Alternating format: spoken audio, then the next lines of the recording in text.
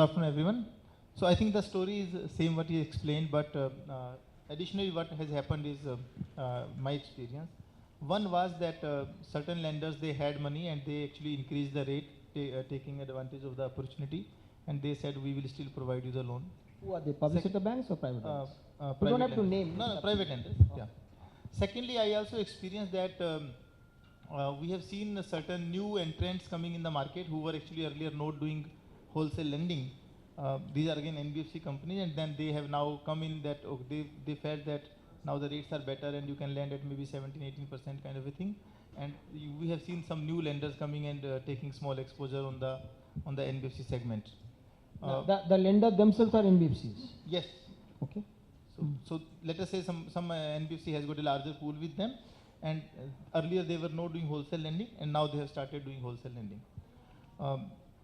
So I think there has not been a significant change in the overall situation as far as lending is concerned, because people are still concerned to some extent. And the main issue is those let us say private. So if I divide between banks and NBFCs, banks are very, very conservative right now. So they are not even putting the proposal on table. NBFCs or private lenders, I can say, some of them are taking chance and with a higher pricing they are offering. But ultimately, like he said, sanction, we also had cases where the loans were sanctioned, but they are saying now we ourselves are not able to raise money from say AMCs, etc. How do we lend? So they are not able to lend, I should say. One more point which you actually had with reference when you say fundraising. So fundraising is also not just about debt, but also about equity. So what has happened is now, as far as lending was concerned, people said, okay, either we will lend you with a higher pricing, or they deferred it. So is same thing I think has happened with equity funding, because all those private equity players or people who were doing small amount of investments in equities, they also have suddenly gone cold, because they so unlike pricing, they said, okay, we will have to wait for some time. And as far as equity is concerned, if you have to wait, that effectively means not less than 2 quarters. So I think it will go now maybe around say 6-8 months, and that is how everybody has been looking at NBFC. And then it is also lot more sentimental, because when we say sentiment is not good, so they normally avoid that particular sector as so-called enhanced or increased risk on the sector. So I think suddenly something which was very hot about a year back as far as investment was concerned, suddenly is not so hot now. And I had heard that question in between, if you really think between those various sectors, whether HFC or asset company, loan company, microfinance company, unfortunately HFC is the worst hit as far as investments are concerned. Okay. So in fact, we decided not to get rated. No confidence in you, huh? No offense to anyone.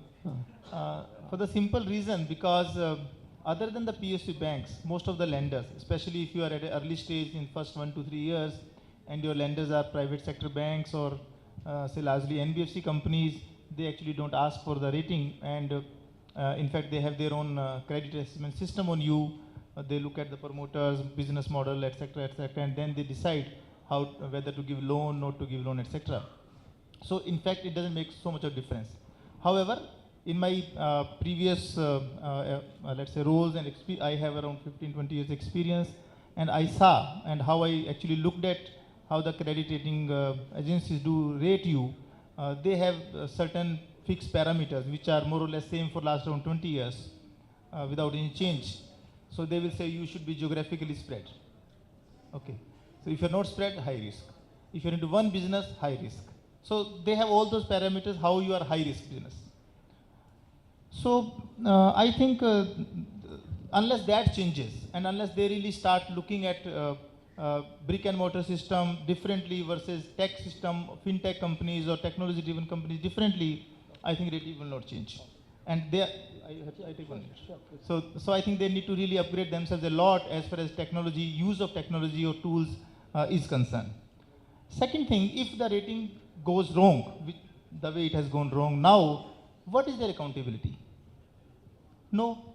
Responsibility? No. So if somebody has given loan looking at AAA rating, that agency is not going to help them in terms of recovery of those loans. thirdly, which I experienced was, if I have spent, let's say, 1 year, and I say, okay, give me an upgrade, it's very difficult. So one notch upgrade, let's say from triple B to triple B plus, or triple B minus to triple B, is very, very difficult task. And then by going by, say, law, Newton's law, so suddenly you can bring down some say company by 3 notches, 4 notches, 5 notches. It's very awkward thing to see that, okay, getting upward one notch is very difficult. Going down 3, 4 notches is very, very easy thing which happens.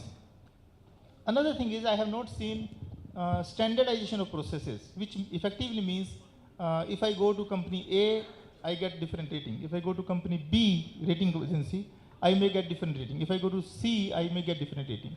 So there is no standardization of the processes of how the rating will be done for any NBFC company. Okay. So Sir, there are a you couple of things which I think. made your point. Yeah.